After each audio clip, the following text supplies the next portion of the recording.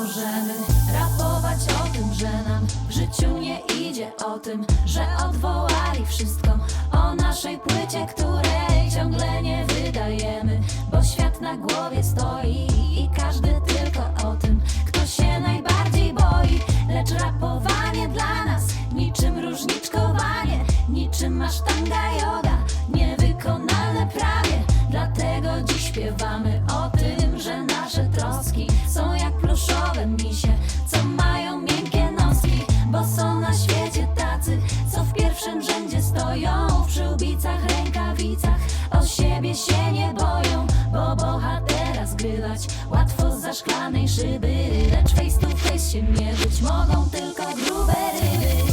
Jeszcze będzie dobrze, jeszcze będzie pięknie, złapiemy się za ręce. Jeszcze będzie dobrze, jeszcze będzie pięknie, złapiemy się za ręce.